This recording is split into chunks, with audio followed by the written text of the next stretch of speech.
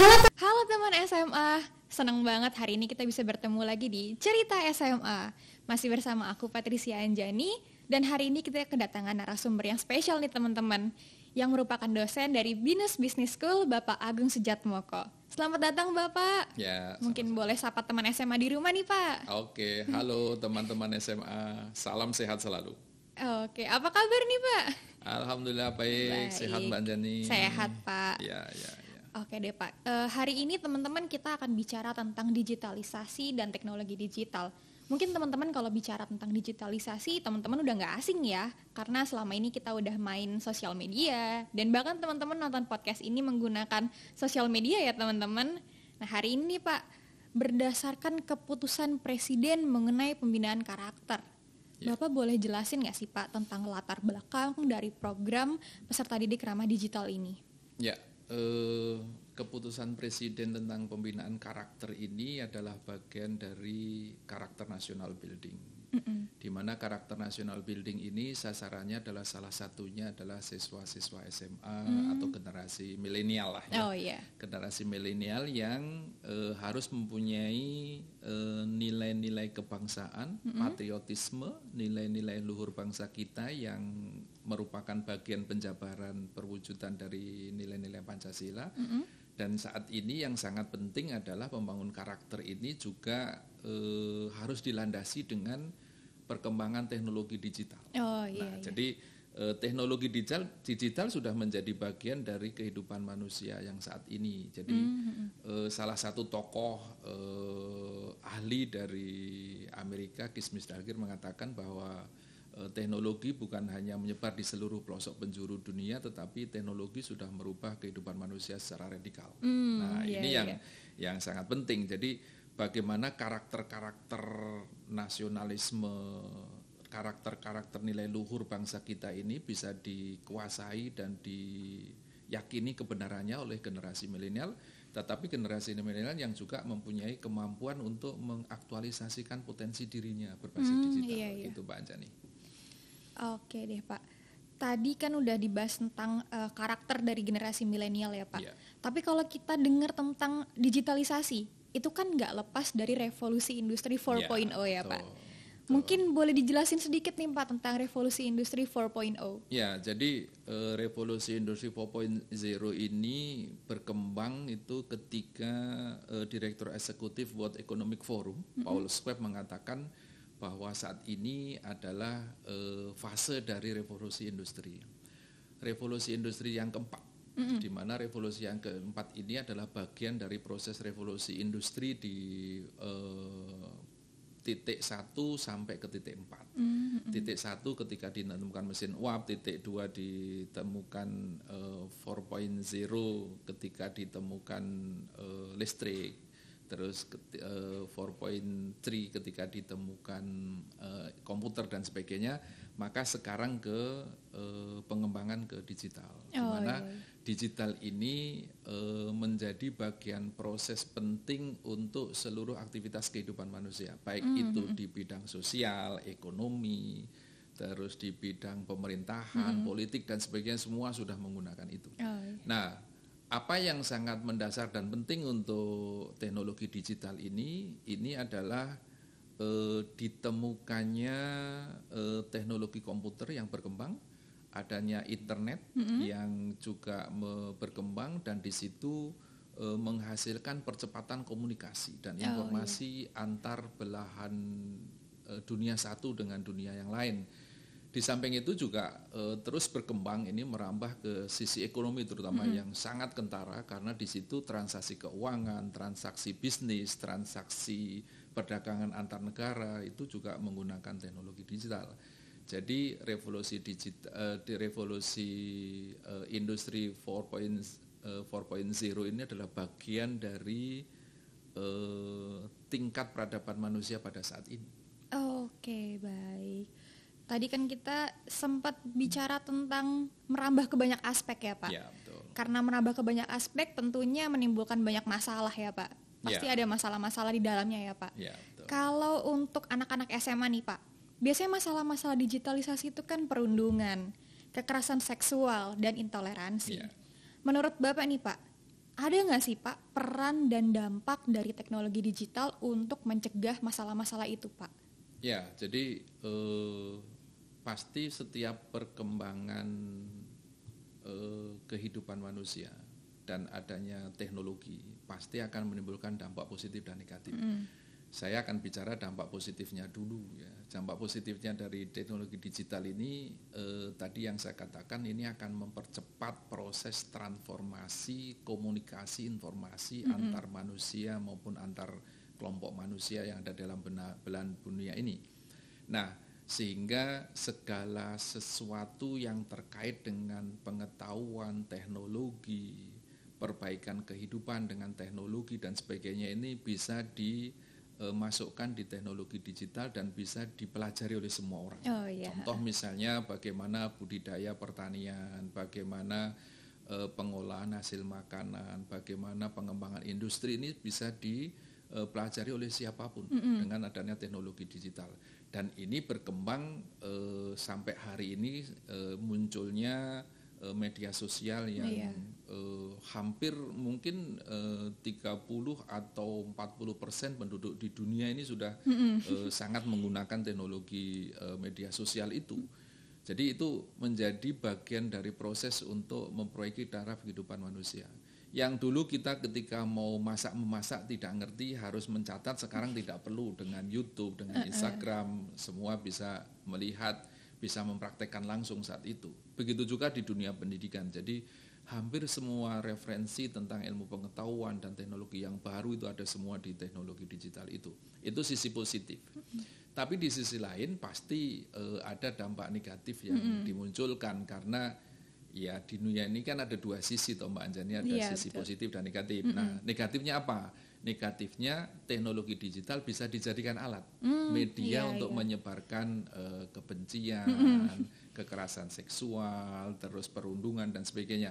Nah, gimana caranya untuk mencegah itu kan pertanyaan kita. Jangan sampai siswa-siswi SMA atau peserta didik ini menggunakan teknologi digital, dengan kepandaiannya menggunakan teknologi digital mereka merasa memanfaatkan untuk kepentingan negatif. Maka strateginya, caranya yang pertama adalah saya kira kembali ke bagaimana membangun nilai-nilai luhur. Bahwa sebagai bangsa Indonesia kita punya Pancasila. Bagaimana sikap ketuhanan, sikap keadilan, sikap kemanusiaan, persatuan itu harus dibangun. Dan kita harus cinta pada tanah air dan manusia yang ada di ini. Jadi nasionalisme menjadi sangat penting. Nah, kalau seandainya kita sudah mempunyai karakter-karakter yang mengimplementasikan nilai-nilai Pancasila, saya kira itu menjadi pengendali dari kemauan atau niat-niat yang negatif tadi. Itu yang pertama. Yang kedua, tentu karena kehidupan siswa-siswi di SMA ini mungkin dari pagi sampai sore di sekolah, maka harus dibangun lingkungan sosial sekolah yang mendorong untuk produktivitas dan nilai-nilai positif. Jadi gemar belajar, terus saling menolong, itu bisa dipraktekkan di situ. Atau kalau toh mengupload materi-materi di media sosialnya, itu bukan materi-materi yang menyebabkan dampak negatif, tetapi dampak positif. Nah, jadi itu yang harus kita bangun. Yang ketiga, saya kira kita harus membangun digital literacy. Jadi semua siswa di negara kita, di Indonesia ini ada banyak sekali ya, mungkin sekitar 5 jutaan lebih siswa yang ada di SMA ini harus melek terhadap digital. Bagaimana menggunakan digital secara bijak. Ya, itu harus kita kampanyekan terus. Karena teknologi digital itu memberikan dampak negatif dan dampak positif, sehingga kampanye kita bagaimana siswa-siswi itu memanfaatkan dampak positifnya untuk meningkatkan potensi dirinya. Dan yang terakhir, yang keempat, setelah mereka kita beri kesadaran tentang digital literacy, yang keempat yang tidak kalah pentingnya adalah bahwa sebagai manusia yang posisinya makhluk sosial sekaligus makhluk ekonomi dan makhluk religius, itu harus kita kedepankan juga bahwa kita sebagai makhluk yang religius juga harus menjalankan ibadah agama sesuai dengan keyakinan masing-masing. Sehingga ada pengereman yang kedua, baik itu pengereman diri sendiri sebagai makhluk sosial maupun pengereman karena menjalankan ajaran agama. Saya kira semua ajaran agama itu memberikan nilai-nilai kebaikan. Gitu Mbak Jani. Oke, baik Pak. Berarti kita juga harus menumbuhkan digital literacy ya Pak dari dalam diri kita sendiri. Betul. Oke, baik Pak. Tadi kita udah nyinggung tentang sekolah ya Pak, lingkungan sekolah. Kalau bicara tentang lingkungan sekolah, OSIS, MPK, dan ekstrakurikuler, kira-kira bisa nggak sih Pak pengelolaan dari OSIS, MPK, dan ekstrakurikuler itu menggunakan basis digital? Dan akan seperti apa sih Pak bentuknya? Ya betul, kan ada peraturan menteri ya terkait dengan bagaimana pembinaan siswa yang ada di sekolah melalui organisasi siswa intrasekolah melalui OSIS. Nah, di dalam pembinaan itu ada 10 poin yang harus dikedepankan ya. Misalnya tentang toleransi, tentang bagaimana pengembangan minat dan bakat dan sebagainya, di mana salah satunya di situ juga ada peningkatan kemampuan atau pengembangan ICT, informasi teknologi dan komputer ini yang saya kira kalau kita sudah mempunyai program ada 10 untuk peningkatan kemampuan siswa melalui OSIS, maka program-programnya harus didesain ke sana.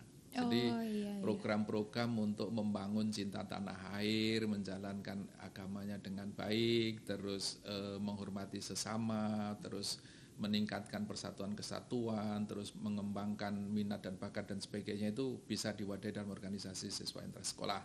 Nah, catatannya adalah bagaimana membangun dan mengembangkan programnya. Jadi kalau 10 program ini tentu harus direfleksikan di dalam kegiatan-kegiatan di OSIS.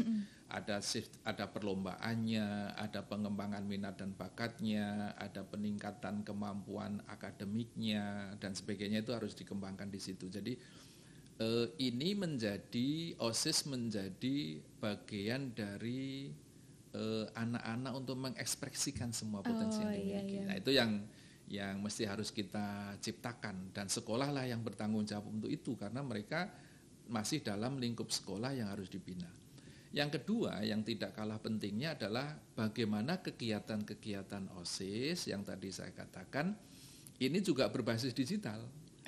Karena kan siswanya sudah siswa generasi milenial yang sangat familiar ya dengan media sosial, dengan kegiatan-kegiatan yang basisnya di digital. Maka harus diformulasikan bahwa sebagian dari kegiatan-kegiatan itu yang bentuknya itu juga harus menggunakan media digital. Contoh misalnya bagaimana menanamkan nilai-nilai kebangsaan misalnya dengan perlombaan, tapi basicnya misalnya membuat film pendek yang nanti di-upload di YouTube-nya dan sebagainya. Itu kan bentuk dari pemanfaatan digitalisasi dalam kegiatan-kegiatan yang dilakukan untuk pembinaan kesiswaan. Gitu Mbak Anjani. Tadi saya masih agak penasaran nih Pak tentang digital literacy. Ya. Kalau dari Bapak sendiri, ada nggak sih Pak tips and trick atau cara bijak untuk menggunakan teknologi digital untuk para teman-teman SMA nih Pak? Ya, terima kasih Mbak Anjani. Jadi ini untuk teman-teman SMA ya. Jadi teknologi ini sudah tersedia. Tinggal kita harus punya niat baik untuk memanfaatkannya secara optimal. Untuk apa? Untuk membangun potensi yang kita miliki, mengaktualisasikan potensi yang kita miliki, baik dari sisi bakat, keterampilan maupun akademik. Nah, ya tentu kita harus memanfaatkan teknologi digital itu dengan cara yang bijaksana. Ada beberapa tip nih yang bisa kayak saya sampaikan dalam kesempatan ini. Satu, menggunakan teknologi secara selektif lah ya. Jadi benar. Itu kan sangat penting ya Mbak Jani, selektif lah. Kalau memang itu teknologi bukan untuk kepentingan mengembangkan potensi diri, ya nggak usah digunakan. Atau contoh misalnya potensinya bagus, misalnya di situ banyak game gitu. Tapi kalau main gamenya dari jam 7 malam sampai jam 2 pagi itu kan tidak benar. Jadi itu cara bijak dulu lah. Ya. Jadi gunakan teknologi secara selektif, pilih dengan yang baik, ya pilih dan pilah dengan baik, mana teknologi yang itu sesuai dengan jenjang kelas kita, sesuai dengan umur kita, kemampuan kita dan lingkungan masyarakat. Jadi itu juga penting. Yang ketiga misalnya menyebarkan berita-berita yang positif dan kreatif juga sangat penting ya. Karena di situ sebagai orang terdidik ya yang ada di lingkungan pendidikan, maka nilai edukatifnya menjadi penting. Ya. Oh iya. Terus yang keempat misalnya mencari fakta kebenaran. Jadi telusuri dulu tentang berita-berita itu kebenarannya seperti apa. Jangan menyebarkan hoax karena itu akan menimbulkan kerugian sosial bagi lingkungan sekolah maupun masyarakat secara umum. Terus membuat konten-konten yang meningkatkan pengetahuan dan keterampilan itu juga bisa dilakukan oleh teman-teman SMA karena ya mereka sudah menguasai teknologi, mereka punya kemampuan untuk melihat kehidupan masyarakat dan keterampilan yang bisa disebarkan. Terus mengembangkan konten-konten yang membangun nasionalisme itu juga penting. Karena apa? Karena kita sebagai warga bangsa ini harus mempunyai kemampuan untuk mencintai negaranya. Nah, salah satu upaya mencintai negaranya itu adalah dengan menyebarkan nilai-nilai positif ya, yang tadi sudah banyak kita bahas di depan. Terus yang ketujuh, yang terakhir itu menggunakan teknologi digital untuk meningkatkan prestasi dan citra sekolah. Ya, ini kan penting. Contoh misalnya sekolahnya webnya belum bagus, nah, itu dibuatlah oleh siswanya di situ. Iya. Terus di situ misalnya belum ada media sosialnya, Instagramnya sekolahnya disiapkan oleh siswanya sendiri, diisi kontennya oleh siswanya sendiri. Jadi itu cara-cara yang bijak untuk bisa dilakukan oleh teman-teman SMA. Karena kalau teman-teman SMA mampu membangun nilai-nilai positif dengan digital, saya kira itu manfaatnya bukan hanya kepada dirinya sendiri saja, tetapi kepada teman-temannya di sekolah itu dan teman-teman SMA di seluruh Indonesia yang melihat, bahkan kepada masyarakat sekitarnya. Oke, itu, baik Pak. Berarti dengan kata lain teman-teman SMA bisa memanfaatkan sosial media untuk memaksimalkan potensi mereka ya Pak? Ya, betul. Oke, baik Pak. Setelah tadi kita bicara tentang tips and trick, lalu banyak lagi tadi Pak sebelumnya. Yeah. Kita sekarang akan bicara tentang proyeksi masa depan dari digitalisasi. Karena kalau kita bicara tentang teknologi itu nggak bisa lepas dari masa depan juga ya Pak. Ya, betul. Menurut Bapak, akan seperti apa sih Pak pendidikan dan profesi di masa depan? Ya, karena saat ini kan sebenarnya kalau kita runtut ya, ketika Paul Schwab mengatakan revolusi industri 4.0 itu di era tahun 2005 kalau nggak salah ya. Ada bukunya itu, Paul Schwab menulis buku tentang revolusi industri 4.0. Di situ sudah tergambarkan bahwa ekonomi dunia ke depan ini pengaruh teknologinya akan menjadi sangat penting. Ketika kita bicara masa depan dan kita bicara teknologi, maka seluruh sendi-sendi kehidupan akan menjadi terjadi transformasi berdasarkan teknologi yang akan terus berkembang. Seperti yang dikatakan oleh bukan hanya Paul Schwab, tapi sebelumnya Profesor Kizmisdagir tadi juga mengatakan bahwa teknologi ini bukan hanya tersebar di seluruh pelosok penjuru dunia, tetapi teknologi sudah merubah kehidupan manusia secara radikal. Contohnya apa? Sekarang ini generasi milenial seperti Mbak Anjani atau teman-teman SMA ini kalau ke sekolah jarang ya, atau ke kampus jarang lah membawa dompet gitu. Lebih baik isi dompetnya atau walletnya ada gitu ya, sehingga kalau membeli semua menggunakan e-wallet ya sudah ada di cashless semua. Nah ini kan salah satu percepatan teknologi yang ada di sini. Jadi itu sudah merubah secara radikal. Saya sendiri sebagai dosen yang dulu kalau kemana-mana pasti bawa dompet gitu, yang isinya harus ada duit cash. Sekarang nggak perlu duit cashnya, paling 100.000, 200.000 gitu ya. Tapi semua sudah ada di e-wallet yang kita mau beli makanan, mau beli bayar apa itu sudah ada di situ. Nah itu salah satu percepatan yang ada. Nah sekarang kalau kita telusuri lebih jauh, bagaimana dampaknya kepada pendidikan ke depan? Saya kira perkembangan teknologi, adanya pandemi memberikan pemahaman pada kita bahwa pendidikan saat ini ketika ada pandemi di mana adanya social distancing, pergerakan manusia dibatasi, ternyata hampir semua jalur pendidikan dan jenjang pendidikan sudah menggunakan teknologi digital. Minimal menggunakan berbagai macam platform pendidikan. Iya, Contoh betul. misalnya menggunakan Zoom, Iya. menggunakan Google Meet, MS Teams dan sebagainya sudah digunakan. Nah, ini kan mau tidak mau, suka tidak suka, bahwa ke depan pendidikan ini akan semakin terdigitalisasi dengan sendirinya. Kontennya mungkin materi-materi pembelajaran, materi-materi pengajaran itu nanti akan terdigitalisasi. Sekolahnya juga mungkin akan ke arah ke digitalisasi.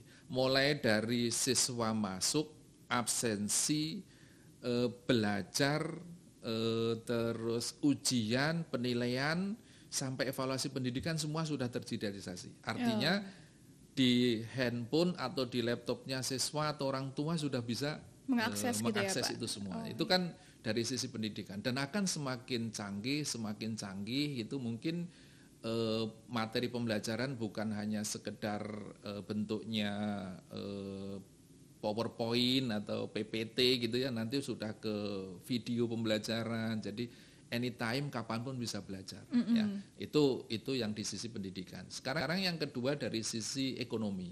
Ekonomi sudah terjadi revolusi yang luar biasa, transformasi digitalisasi. Dari sistem pembayaran, sistem transaksi, sistem perdagangan semua sudah terdigitalisasi. Bahkan di sektor publik yang ketiga, di sektor publik ini pelayanan masyarakat semua sudah terdigitalisasi. Ketika kita akan mengurus di kantor kecamatan terkait dengan KTP, dengan KK, atau kita ngurus SIM dan sebagainya di kepolisian, saya kira sekarang sudah digitalisasi. Di perbankan apalagi, jadi kita nggak perlu antri gitu ya, transaksi sudah ada di genggaman kita masing-masing. Itu dari sisi ekonomi. Nah, bagaimana dari sisi produksi di sektor ekonominya? Saya kira perusahaan-perusahaan sekarang lagi membangun sistem transformasi bagaimana sistem produksi yang sangat efisien. Dan itu teknologi digital serta ilmu pengetahuan menjadi landasan dasar sekarang.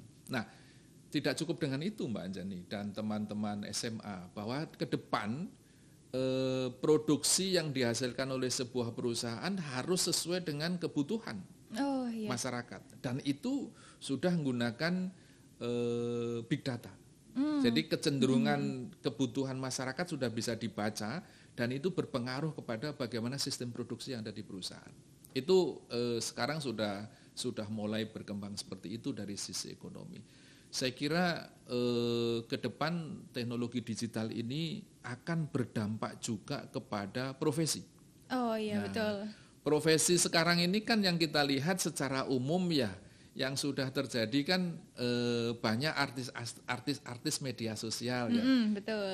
yang di Instagram ya, selebgram Selebgram. ada, YouTuber ada, TikToker ada ya. Jadi itu mereka membangun konten-konten. Harapan kita bahwa YouTuber, selebgram, artis TikTok dan apapun tuh media sosial yang ada, ini juga memberikan konten-konten yang positif, bukan konten-konten yang negatif. Misalnya marah-marah terus, janganlah gitu, yang membangun aura positif lah, sehingga sebagai sebuah bangsa itu juga sini. Nah ini dampak dari perkembangan teknologi digital, bagaimana dengan kehidupan masyarakat.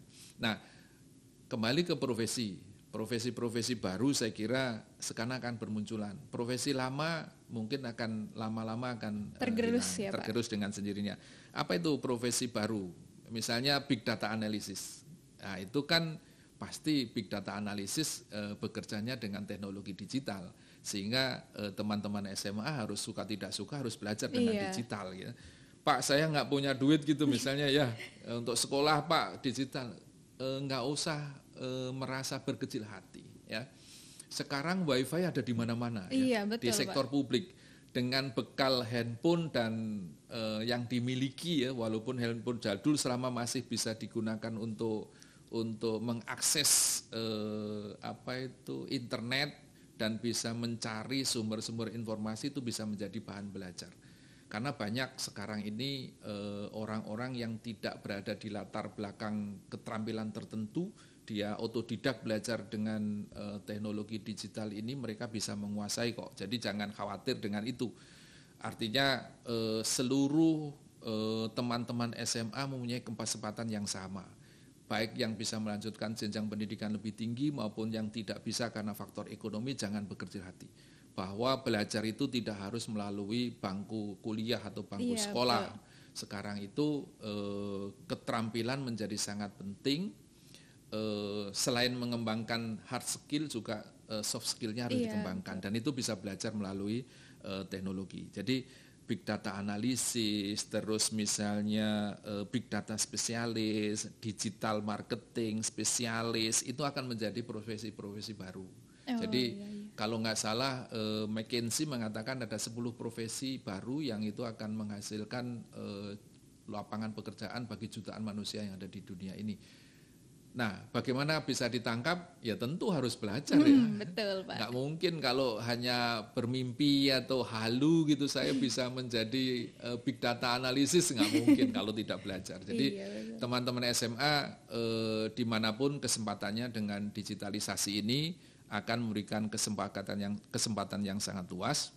Jangan berkecil hati dengan keadaan yang ada, keadaan sosial dan ekonomi di lingkungan kalian, selama kalian punya optimisme, punya nilai-nilai kejuangan, nilai-nilai pengembangan diri yang luar biasa. Saya kira kok semua punya potensi untuk berhasil. Kita betul. Dulu ketika belum ada YouTube, kita nggak pernah mengenal yang namanya, mohon maaf nih saya nyebut nama Atta Halilintar, kita nggak kenal. Kita nggak mengenal Ria Ricis, kita nggak kenal. Tapi kita juga tidak pernah melihat dia di TV waktu itu ya. Tapi subscribe-nya sampai jutaan itu dibangun betul. Dari ini. Jadi itu bisa menjadi contoh. Dia juga tidak melanjutkan di bangku kuliah, tetapi dia membangun potensi dirinya sendiri dengan belajar dan membangun tim yang kuat. Nah, yang terakhir yang penting bagaimana di era digitalisasi ini adalah bagaimana membangun soft skill, kemampuan penalaran yang baik, sikap yang baik, atau attitude yang baik, serta positive thinking menjadi sesuatu yang sangat penting.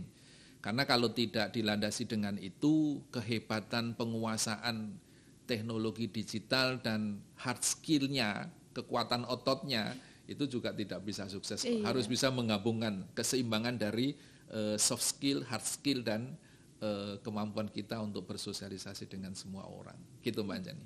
Betul Pak. Dan sekarang kalau nggak salah banyak ya Pak pelatihan-pelatihan gratis ya Pak. Banyak tentang sekali. Digital marketing, tentang big data.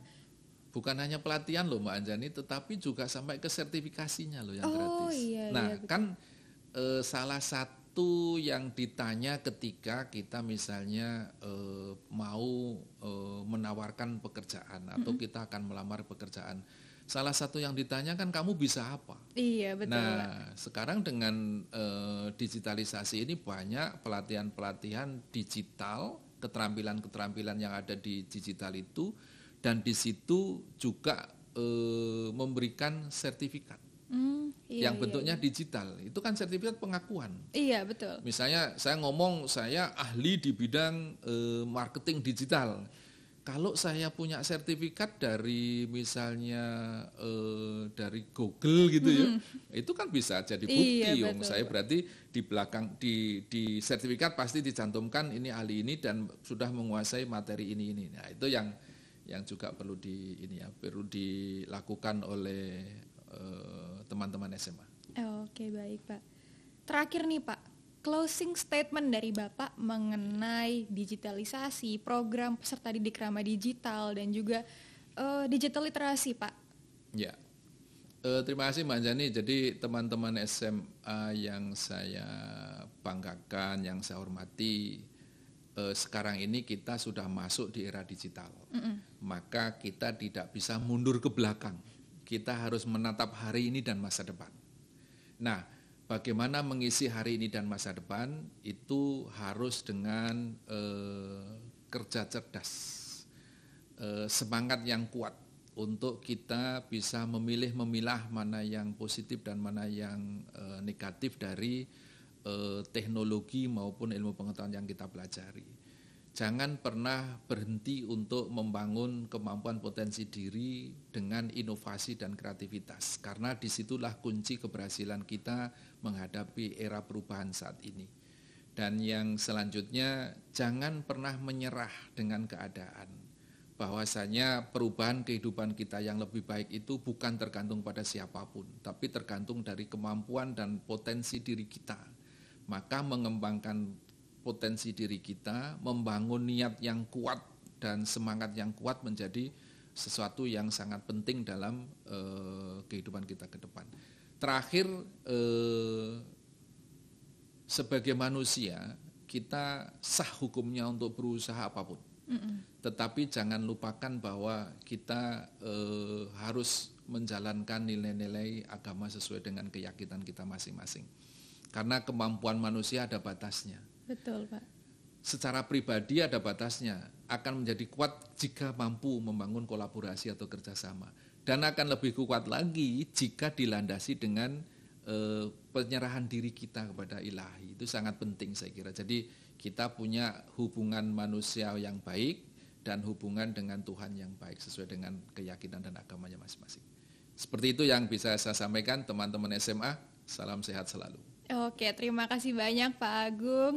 Nah teman-teman, tadi itu adalah pembicaraan kita mengenai teknologi digital ya teman-teman. Terima kasih banyak teman-teman udah menyaksikan sampai akhir, dan jangan lupa untuk tonton episode berikutnya. Dadah teman SMA.